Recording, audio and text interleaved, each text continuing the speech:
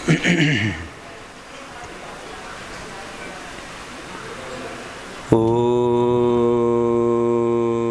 नमः सिद्धेभ्यः।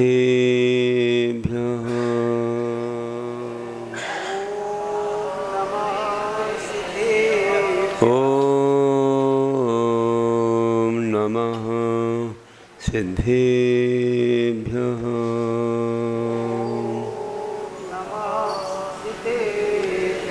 ओम नमः सिद्धेभ्यः।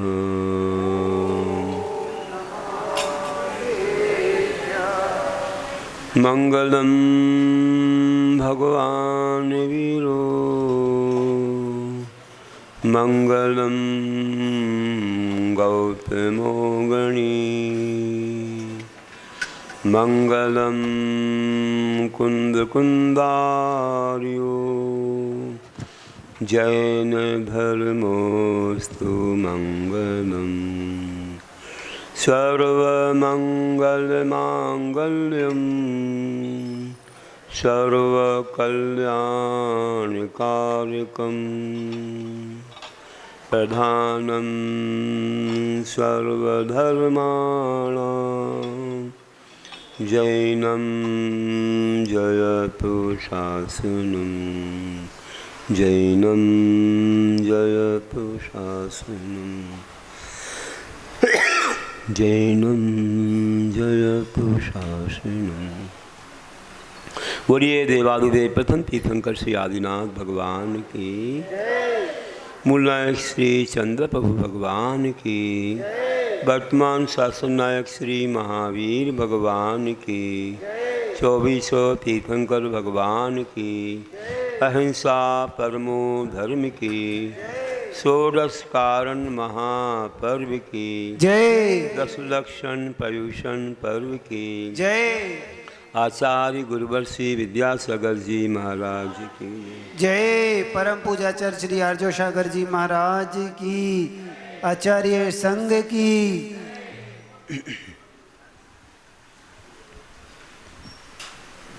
धर्मबंधुओं,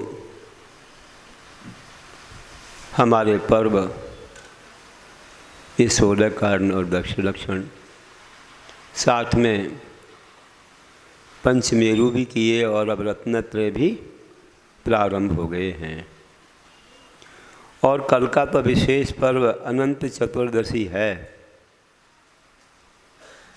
और भगवान का निर्वाण दिवस भी, वासुपूज्य भगवान का निर्वाण दिवस भी है। कितने सारे पर्व। और कल परीक्षा भी है। शिविर में भाग लेने वालों की दोपहर में 2 बजे से पेपर भी है। हाँ, तैयार रहना है।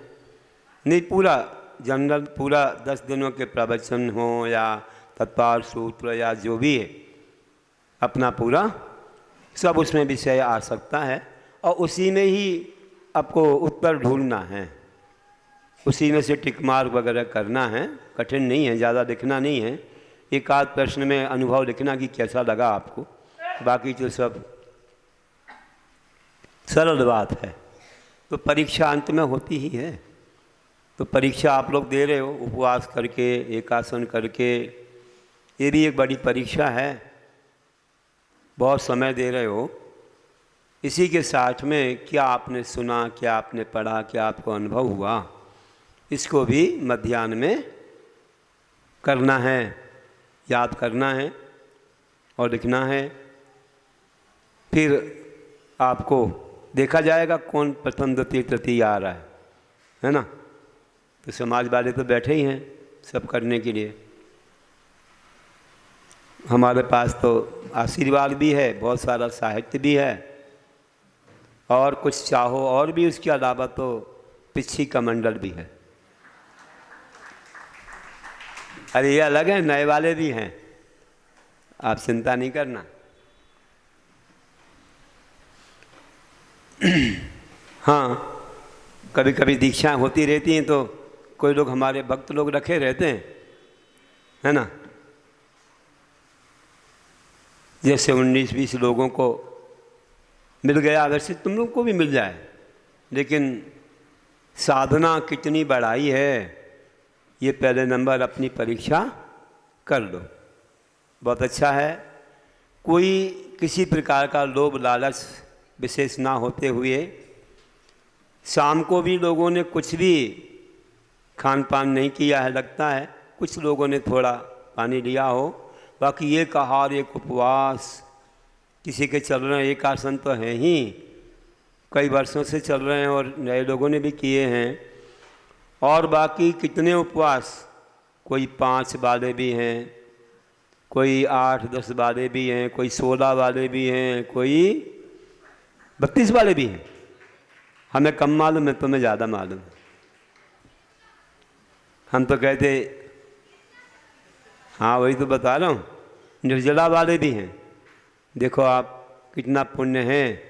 और ये बरसात भी ऐसी आ रही है लोगों के पुण्य से कि मौसम अच्छा बना रखा है तुम्हारे पुण्य ने।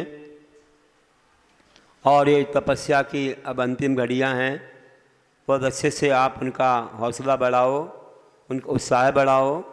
कल अच्छा श्री जी का यह विमानोत्सव, शोभा यात्रा और कलशाभिषेक सब चीज़ें हैं। बहुत लोग आ रहे हैं, उनके रिश्तेदार लोग भी बाहर से आ रहे हैं। सबके लिए सम्मान दो और सबके लिए प्रोत्साहन मिले। तो ऐसा अपना ये कल,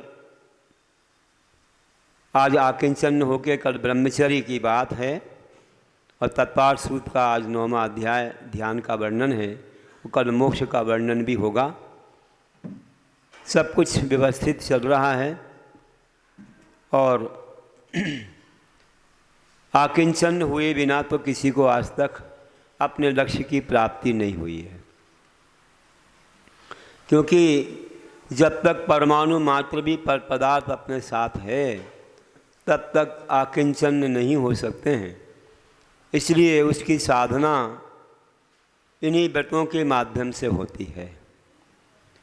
आत्मा हल्की होती है तो ऊपर जाती है और भार होता है तो नीचे गोता खाती है।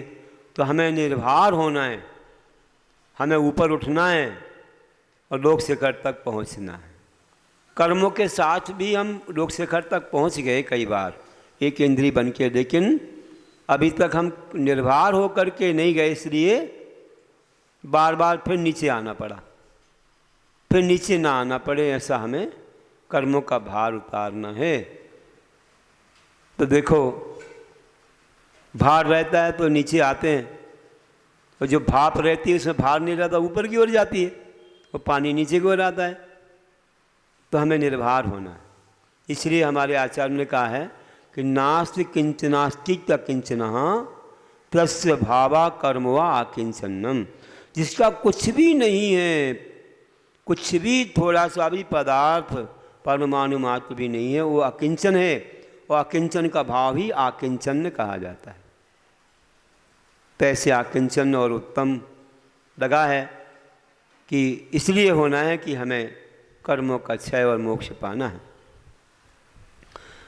और भी कहा है, ये जो सर्वार्थ सिद्धि से मैंने जो बताया, लेकिन भगवती आराधना में कहते हैं कि अकिंचनता सकल ग्रंथ त्याग। संपूर्ण ग्रंथ मतलब परिग्रह का त्याग करना यह अकिंचनता है। और आचार्य कुंद देव कहते हैं वार्षानुवेक्षा में, देखो आचार्यों की वाणी हजारों हजार वर्ष पहले कैसी हमारे धर्म के बारे में हुई। आप जिस धर्म को मना रहे हो उसको कितने बड़े बड़े आचार्यों ने मनाया, धारण किया और उपदेश दिया है। हमें बड़ा आनंद होता है कि वही पर्व आज भी हम मना रहे हैं, भले हजारों वर्ष बीत गए हैं।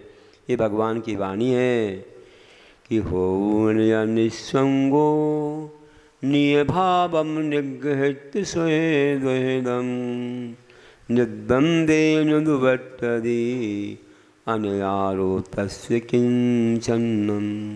वे बोलते हैं कि हूण या निस्संगो, कौन? अनयारो, जो अनगार निस्संग निष्परिग्रही होकर स्वहृदयम सुख और दुख रूप भावों का निग्रह करता हुआ, सुख और दुख के कारण रूप जो अपने भाव उनका निग्रह करता हुआ, मतलब उनको रोकता हुआ, उनमें सुख दुख का अनुभव ना करता हुआ, राग द्वेष ना करता हुआ, निर्द्वंद्वता के साथ विचरण करता है। निर्द्वंद्वेन विचरति, तो वह जो निर्द्वंद्वता के साथ रहता है या निर्द्वंद्वेन्दु बट्टति, बर्तन करता है, तो वह ऐसे अकिंचन या अकिंचन धर्म का धारी होता है।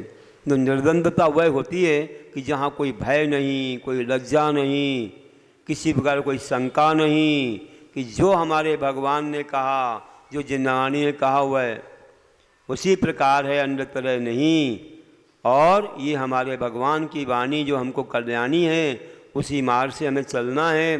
कोई कुछ भी कहे, हमें कहीं आवा ना देखते हुए आगे बढ़ते रहना है। हाथी तो जाता है, कुत्ते भौंकते रहते हैं, हम आगे बढ़ते चले जाएंगे और अपने लक्ष्य को पाएंगे। किसी के डिगाए से नहीं डिगेंगे, किसी के हंसने से हम लज्जित नहीं होंगे। हमने जो मार्ग पकड़ रखा है वो मार्ग हमारा समीचीन है, सम्यक है। ये निर्द्वंद्वता ऐसी होती है। अज्ञानी लोग तो हंसते रहते हैं, कुछ भी कहते रहते हैं, डिगाने की कोशिश भी करते हैं, कई प्रकार लोभ लालच भी देते हैं या अपमान भी करते हैं।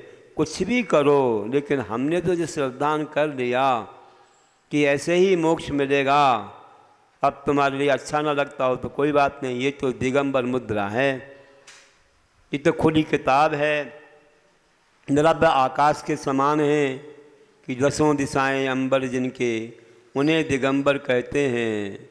सिदा को सैया मान के वे शयन उसी पर करते हैं। हाथ तकिया व्योम रजाई नहीं परिग्रह रखते हैं, और ऐसे समताधारी मुनि को सत सत वंदन करते हैं। तो ऐसा है जीवन, महान जीवन है। तो आगे बढ़ना है हमें। परिग्रह चिंताओं का कारण बन जाता है। थोड़ा थोड़ा परिग्रह बढ़ के हमको ये संसार में ऐसे फंसाए रखता है कि हम निकल नहीं पाते। मकड़ी का जाल है कि मकड़ी दूसरे को जाल बनाती है और स्वयं फंस करके उसी में ही क्या हो जाती है, अपने प्राणों को छोड़ती है। तो देखिए, हम लोगों को, हम सोचते हैं कि सब दुनिया के लिए हमें जोड़ना है, जोड़ना है, फिर हम ही इतने फंस जाते हैं कि निकल नहीं पाते। सोचते रह जाते हैं अब कैसे निकलें, ये भी करना, वो भी करना, कैसे होगा, सब तरफ देखना है।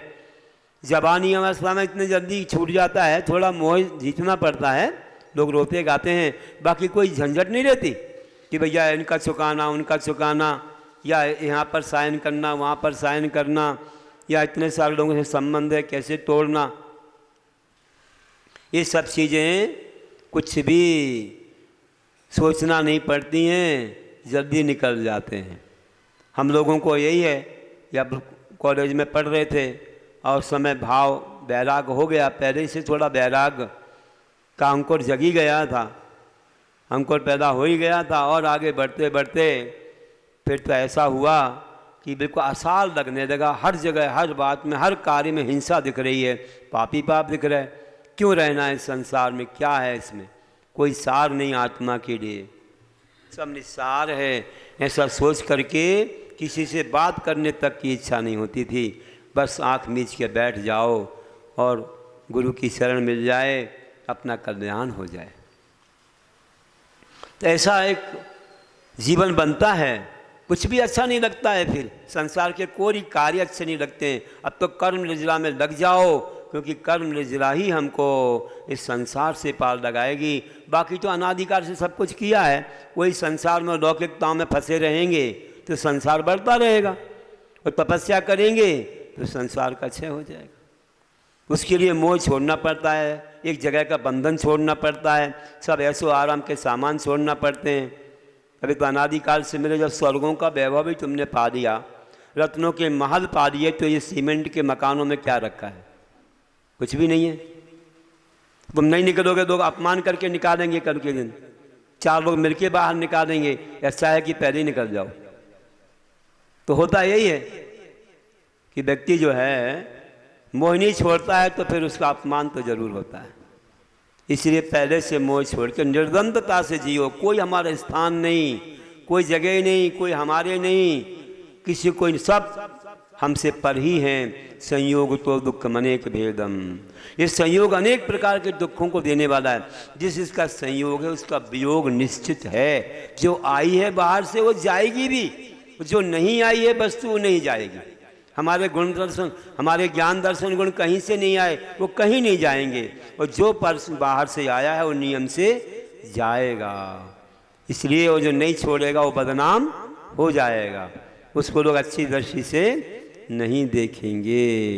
एक जगह भरा हुआ पानी कीचड़ बन जाता है, बदबू देता है, ये स्वभाव ही है। इसलिए बहता पानी रमता जोगी। हर जगह जाओ, हर जगह जा कर के अपनी साधना करो और प्रकृति का आनंद लो और सबके लिए जगाओ। सबको भगवान की वीर प्रभु की वाणी सुनाओ। सबके लिए त्याग नियम संयम का उपदेश दो। अपनी साधना से उनको मोक्ष मार्ग से जोड़ो। दिगंबर मुद्दा देख लो, त्याग करना सीख लो। लोग जान सके कि ऐसे होते हैं निष्परिग्रही लोग, उनको किसी से कोई मोह ममत्व नहीं होता है। क्या ममत्व है? अगर ज़्यादा ममत्व होता तो भैया बुला देते उनको, आ जाओ आ जाओ आ जाओ, तुमको अच्छी चीज़ मिलने वाली है। क्या मिलने वाली? सोने चांदी की चीज़ें दिलवा दें, सिविल में बैठ जाओ, मोटर गाड़ी दिलवा दें। नहीं, इतना लोभ हमें नहीं देना है। ना कोई किसी को कोई अच्छे अच्छे पकवान या खूब अच्छे से मेवा खिलाना है। हमें कुछ नहीं चाहिए। हमें ऐसे लोभ लालच में नहीं, जो हैं उनको देना है। और जो समर्पित हैं आ जाएं, बैठें। हमारी भगवान की वाणी तो हमें देने का भाव हमेशा रहता है और एक भी दिन रुकता नहीं है, चलता ही चला जाता है। तो आ जाएंगे, बैठी हुई गंगा में स्नान कर लेंगे। तो लोभ लालच कुछ नहीं है। बस ये है कि हाँ आ गए हैं तो थोड़ा बहुत उनकी स्मृति के लिए आप लोग कुछ ना कुछ करते रहते हो कि हाँ उनको लगे कि हमने कुछ लाभ लिया। लेकिन इतना ज़्यादा नहीं कि ईर्ष्या का कारण बन जाए, कि कोई और कुछ सोचने लग जाए। पैसे कोई कंपटीशन वाली बात नहीं होनी चाहिए। तो ये चल रहा है, बहुत अच्छे से धर्म ध्यान कर रहे हैं लोग, शुद्धता से अपने आहार जल और पूजा और सब कुछ कर रहे हैं। कोई व्यवस्थाओं में कमी नहीं है। कमेटी भी पूरी समर्पित होके अच्छे से उनको पूजा अर्चा हर चीज़ की व्यवस्था आपको बना रखी है। आपके ऊपर एक बूंद पानी भी नहीं आया। इतनी बरसात हुई, देखो इतना अच्छा हमने बनाया, इतने अच्छे से संगीत में पूजा, इतना अच्छा मंडल विधान है ना, और कोई खर्चा नहीं आया। स्वयं पंडित जी बन गए, स्वयं जो है विद्वान विदुषी बन गए लोग, और अच्छे से तुम्हारा कार्यक्रम करा दिया। संघ मिल गया, संघ को भी कुछ नहीं चाहिए यार, हैं आपको तो देना ही देना, दे रहे हैं, खूब मिल रहा है आपको।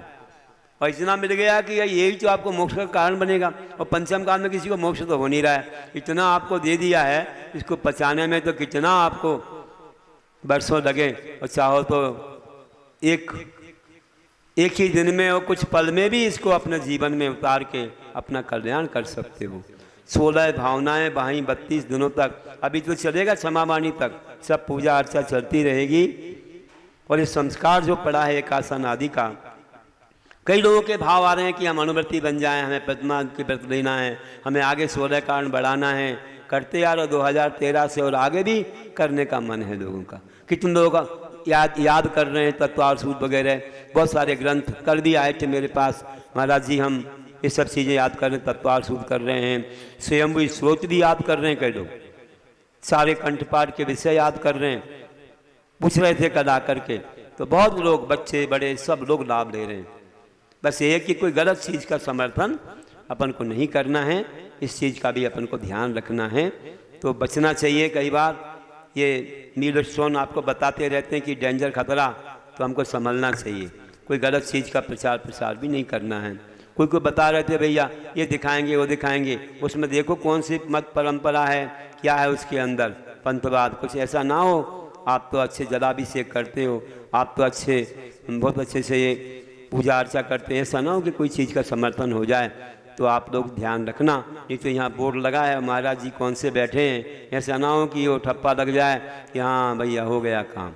तो ध्यान रखना, अभी कुछ बता रहे थे लोग, समझ जाना उन चीज़ों से, नहीं तो गड़बड़ हो जाएगा, मैं बता दूंगा अलग से। और भी बहुत सारी चीज़ें हैं, आप करना चाहो तो पूछो तो एक बार महाराज के पास आकर के कि हमें कुछ करना है, तो आपको क्वालिटी मिल जाएगी। और हमसे पूछेंगे नहीं तो क्या होगा, समझ लेना, समझे ना। अभी कुछ आज दिखाने वाले बोल रहे थे और बाद में पूछा तो क्या है उसमें, उसमें तो ऊपर धबल धबल आ रहा है, धबल धबल अभिषेक में क्या होएगा बताओ, क्या प्रचार होएगा उसका, उसमें वो कर रहे हैं, गड़बड़ है बात। अरे वो निकाल देंगे, ऐसा नहीं चलता, उसकी ठप्पा तो लग जाएगा उसका, ऐसी चीज़ नहीं चलती। हमने कहा सब बंद करो और भी चीज़ें, आप दूसरा काम करो। अब नहीं मानोगे तो हमारी ओर से तो संकेत हो गया कि हमने तो समर्थन नहीं किया, अब आप जानो। ऐसी चीज़ों को दिखाना ठीक नहीं है। आजकल के युवा लोग समझते नहीं हैं कि फिर आगे कौन सी परंपरा चलेगी, है ना। इसलिए ध्यान रखना, उसको पहले चेक करो, उसके बाद ही होगा, नहीं तो आप कौन सी परंपरा वाले हो करके दिन ऐसा ना हो कि फिर इसका समर्थन हो जाए और फिर वो सब चीज़ें चालू हो जाए। बता दिया, संकेत किया है मैंने, अब आप समझ लेना उस बात के लिए। तो मैंने तो अभी आए थे तो मैंने मना कर दिया, अगर ऐसी चीज़ें तो यहाँ नहीं करना हो, इस पंडाल में मत करो, आप कहीं और जाओ सीधी बात।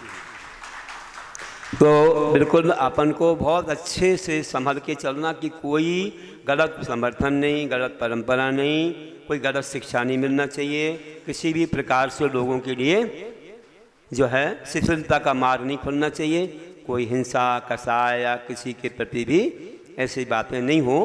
तो अपना शालीनता से चल रहा है, बहुत अच्छे से शांति से चल रहा है, और ऐसे ही शांति से, क्योंकि भावों की निर्मलता का नाम धर्म है। जहाँ सुख शांति नहीं मिली तो धर्म किस बात है, धर्म किस काम का, यह धर्म है ही नहीं वो।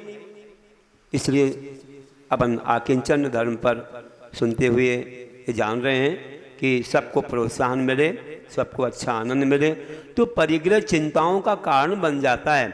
इसलिए निश्चिंतता पाने के लिए लोग परिग्रह को कम करते जाते हैं। देखो अनुव्रतियों को इतनी चिंता नहीं रहती, कितना समय देते हैं वो लोग, जो व्रती लोग हैं पूरा अपना घर परिवार छोड़ के इतना समय देते हैं, इतना आप नहीं दे सकते हो। अगर घर परिवार ना छोड़ें तो कैसे धर्म में समय देंगे, इतना नहीं दे पाएंगे। तो निश्चिंतता आती है, आपको चिंता बढ़ जाती है कि हमें ये देखना वो देखना, यहाँ जाना वहाँ जाना। अभी